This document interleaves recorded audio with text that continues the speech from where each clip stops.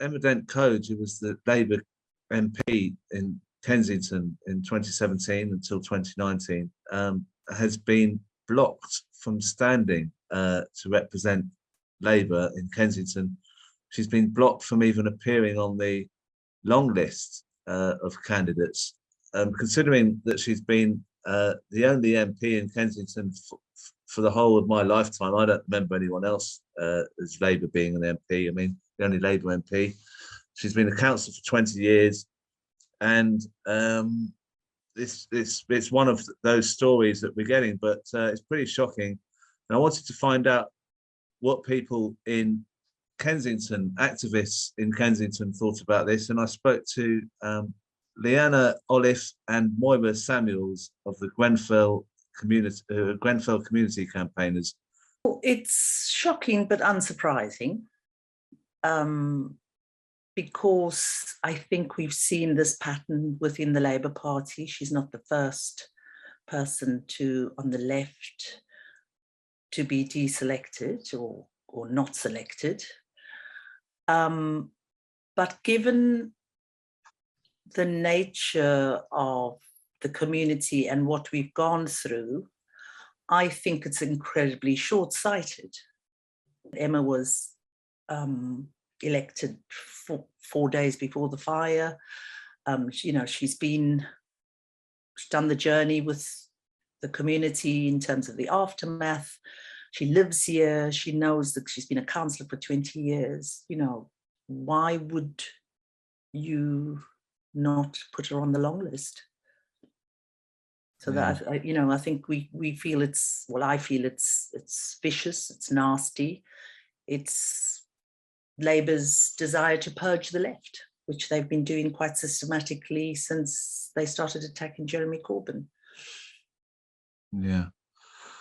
And Leearna, you actually joined the Labour Party specifically to support Emma. Can you tell us why you did that, and what your reaction is to what's happened? Okay. Number one, we believed, as has been in the case in the past, that it would be local Kensington Labour members that would be voting from all the nominees as to who our preferred candidate to be our Labour candidate would be. And so because, as far as I'm concerned, Emma has always supported this community before Grenfell, since Grenfell. I've taken several issues with on account of my daughter to her, and where the council failed to do anything within days, things happened because Emma followed them up. She cares about her residents. So I was adamant that I wanted to be able to vote for Emma and make sure that she got through, particularly on account of the fact that we're in a position where a candidate who has had nothing to do with Kensington whatsoever, who has never given a damn about Grenfell, who blocks anyone who asks difficult questions of him, who tried to have locals thrown out of a meeting he held in the local community about a month ago, specifically just so that he could have photo opportunities. We're being hoisted with this young, very ambitious career climber who is part of the right wing, which I'm not in support of. Labour should be socialist, always was. That's what it stood for. I was adamant the fact that I had to become a member so that I could ensure that my vote was there to support Emma. And I've also encouraged an awful lot of people in the community to do the same, and they have done, and we all feel hugely betrayed. It's obvious that this is part of, as Moyra called it, the socialist cull within the Labour Party, and also a means, because she would have been a real threat to Keir Starmer's preferred candidate, from Hackney, she would have won by a landslide, and they want to try and ensure that this person gets through and not Emma. So it's angered the community. It's really upset the community, because we want somebody local who understands our issues, who was a history of fighting for Kensington as a whole, but North Kensington, where we live in particular. Yeah, well, that sounds terrible. They haven't even given you the chance to make a vote to get her to be on a hustings at all. Yeah.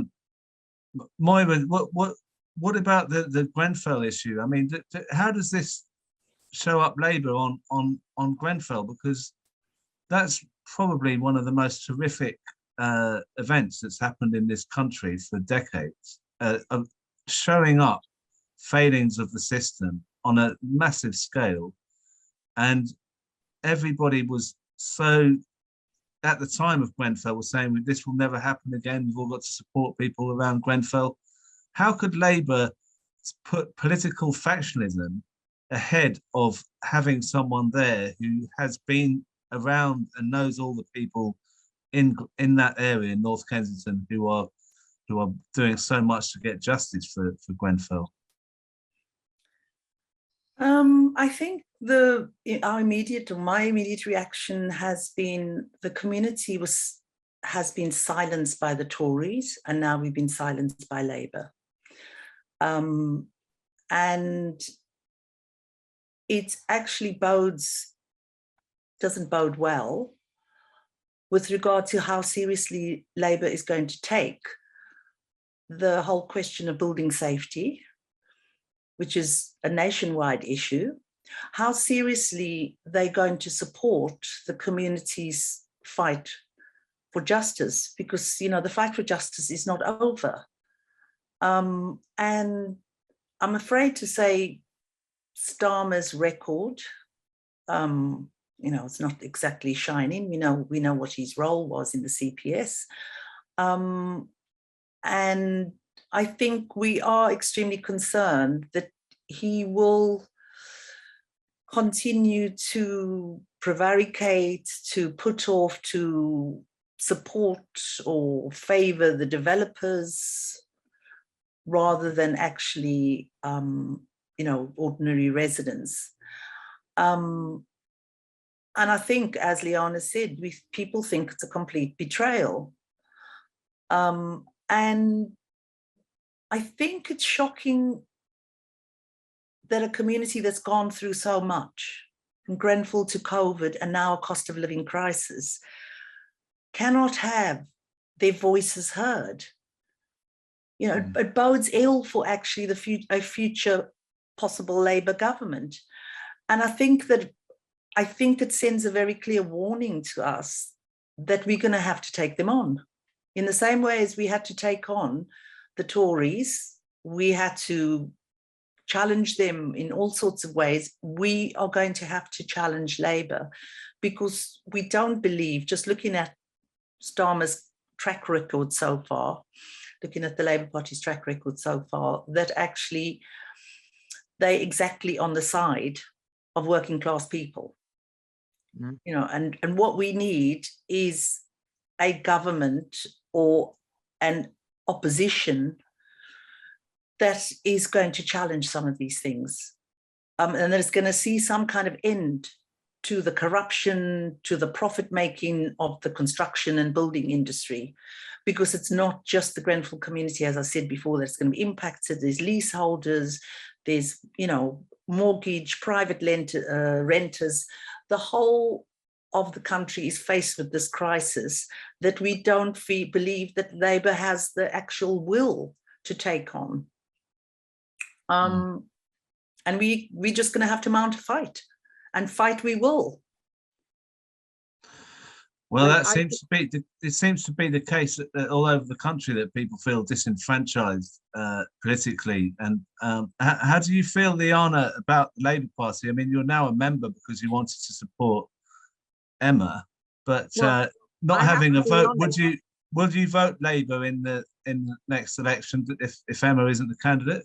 No, absolutely not. 100% not. I only joined to support Emma and encourage many people in this community to do the same, and they followed followed me, trusting in what I'm saying. And I have no faith whatsoever in Keir Starmer. And you asked Moyra about how does that place Grenfell. Well, he's already proven himself. He and David Lammy met with Celotex in France and had promo photos taken that unfortunately for him got to us. And so it has, again, this community has no faith in Keir Starmer because they have shown that they were talking with the people responsible for that fire, responsible for lying and mistruths and not informing on the toxicity, the cyanide in their insulation materials and the flammability of it. And the inquiry has proven their Celotex's guilt and the fact that they hid results and that they didn't care. And he's discussing future insulation contracts with them. Well, you couldn't have a bigger betrayal to this community. And as Moyra said, this affects thousands of people around the country. There are still around 250 buildings that haven't had this flammable ACM cladding and the insulation materials removed from their buildings. And every day they are, I mean, I can't imagine it, having watched for people around the country who had to watch just on the television. Our 72 people go up in, literally get incinerated, go up in flames. And they're living with the fear that they could be the next Grenfell every single day. And there's no help or support for them. And Keir Starmer hasn't done anything to prove that there's going to be any support for them. So I think not only does this community not trust him one iota, but I think there's a huge mistrust in Labour across the country, and especially in steadfast Corbynites and socialists, which is what the Labour Party was originally set up as, is for the people. Finally, Moyra, I mean, the whole thing with Grenfell was about local residents not being heard for a long time. People like Ed DeFarn saying that something had to be done with Grenfell, and nobody listening to him, and kind of being shut down, and a lack of democracy and a lack of accountability. Isn't that exactly the same principle of what's going on with the Labour Party stopping Emma standing? So yes, it's a very grim picture that we are facing. But on the other hand, we do have a sense of resistance. And I think that's what's that's giving us some hope and some confidence, is the resistance that we've seen from the trade unions. And what was Starmer's response to this is, don't go on a picket line. So, so at every turn where we have our side, our class demonstrate some resistance, Starmer actually blocks it. So, there's no reason for us, I think, to have any faith in Starmer's any kind of decision that he makes. I rather hope that Emma will stand as an independent. I think that we need to show that another way is possible, because sometimes people think that the Labour Party is the only option that they have, to take on the Tories, but that's just not the case. I think that actually it's extremely difficult for all of us who voted Labour to see how we can continue to vote for Labour when they are so unprincipled, when there's evidence of racism, all sorts of discrimination, when, they're behaving like Stalinists, quite frankly. It's quite shocking. This should be a time where they can gather, the working class communities behind them to actually really challenge what this government is doing, the austerity we're going to face, but they're just not. They're preparing for government, and that means actually reassuring big business, corporates, that they are able to govern. And that means we cannot actually engage and get involved in the machinations and the factionalism that they are promoting. We have to get together on our side. We have to stand together, and I really hope that Emma reconsiders and stands as an independent, because she'll certainly get all of our support. Right. She Leearna, would. would you vote for Emma? Would you want her to stand as an independent? I've actually asked her that question. Sadly, you have to have a lot of financial backing, and the people who support Emma are working class people who are already financially struggling. So it's now trying to work out how we can help facilitate that as a community, because I think as an independent, people trust her and she would get the vote regardless. But yeah, it's financially, how do you help facilitate her to be able to stand? Well, we've also got, as well as talking to Moyra and Leearna, we've got Isis Amiak, who's part of the community around Grenfell and in North Kensington. Isis, thank you for joining us. What we heard at the end there was this idea that Emma maybe could stand as an independent. Would you support that as an idea? Would you think she'll get lots of backing from local residents? I mean, I agree with everything that my colleagues, comrades, fellow residents have said, Moyra and Leearna. As for the situation with standing as an independent, I mean, I would support that, because ultimately, as they've said, and I agree entirely, Keir Starmer has essentially sold out the vision that was put in place for the Labour Party, for a Labour movement that was supposed to represent working people.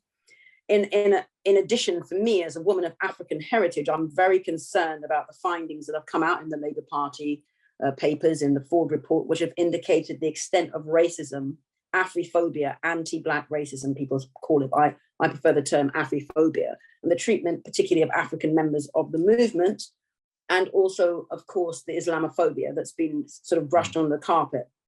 So for me, the Labour Party is a complete loss. I joined the Labour Party briefly to have Jeremy Corbyn elected at the time, and I was not prepared to join the Labour Party again under the leadership of Keir Starmer. I think he's utterly disgraceful, and he's an utterly disgusting person, to be quite frank.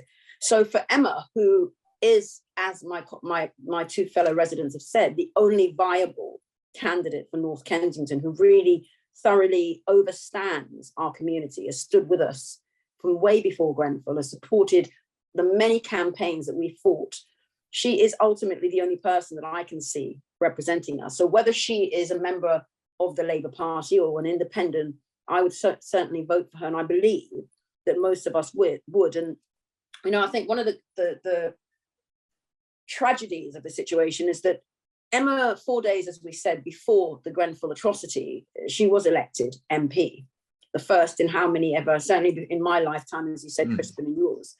And had our people, at least 72, not burnt to death in that fire, I believe that Emma would have been elected again in 2019. I believe the reason, partially, besides the manipulation and the machinations of the Liberal Democrats, I also actually think a lot of it had to be with people being displaced and also people being traumatized and not voting. So Grenfell not only destroyed our lives and our community, traumatized our people, but I think it also added to the fact that Emma wasn't elected, because again, she lost by a very slim vote. So for me, I'm endorsing Emma, and I would, like I say, support her whether she stands independently or with Labour. I mean, if Emma is not a member of the Labour Party and is not on the ballot, then I would definitely not vote Labour. Right. I mean, it doesn't look good for this guy that was mentioned who thinks he can come in. Meta Corbyn has absolutely no validity in North Kensington. I don't know what he's done in Hackney, and I'm not prepared to discuss that, as I have no information. But what I can say is he doesn't know our community. He doesn't understand. Before even Grenfell happened, as you said, Ed and various other people were complaining to the council about the way this whole process was going ahead, the building of the school, the cladding, which turned out to be, murderous. we've had a lot of fights and battles in North Kensington. You know, this is the place where in 1958 we had the race riots, where in 1959 Kelso Cochrane, one of the first African Caribbean racist murders happened. We have been fighting against North Kensington's rulers, the colonialist rulers who are now called the Royal Borough of Kensington and Chelsea, for a long time. We've had a lot of battles, and our local Labour parties, people like Emma, also Pat Mason, who's now retired, you know, these people have stood with us in our fights. We trust them. They're part of our community. And to bring in someone from another borough who doesn't know the history of the area and has never stood with us, and now in particular, you know, we're only 5 years on for Grenfell. The trauma has not gone away. The wounds have not healed. And Kensington and Chelsea borough, as I call them a colonialist borough. You know, I actually spoke last week in the council chamber about the need to decolonize. They are looking for every opportunity to go back to business as usual, to go back to the days when we weren't allowed to speak in the council chamber. We were treated like serfs. And, you know, the likes of the councillors responsible for the murder, as I would say, institutional murder of at least 72 members of our community, kind of, you know, rule the roost. We have to keep an eye on them. And that's why we need people like Emma, who were there before, who were there during, and will continue to be alongside us to keep that fight going. Otherwise, mark my words, RBKC will be back to business as usual. They'll be back to socio-ethnic cleansing, demolishing estates, trying to gerrymander the boundaries so that they have more and more Tory voters in. All the nasty things that they were up to, they will be back to that. And that's why we need somebody, as Leearna and Moyra said, who can stand with us and fight that good fight. So that, well, look, we could talk. We've got to carry on this conversation, because hopefully Emma will. I mean, Emma didn't feel like coming on to talk today, but that's obviously of course, yeah, she could be up to. But when we get more developments on what's happening, it'd be good to hear and see you again. Thank you for coming on. Definitely, thank you. Cheers.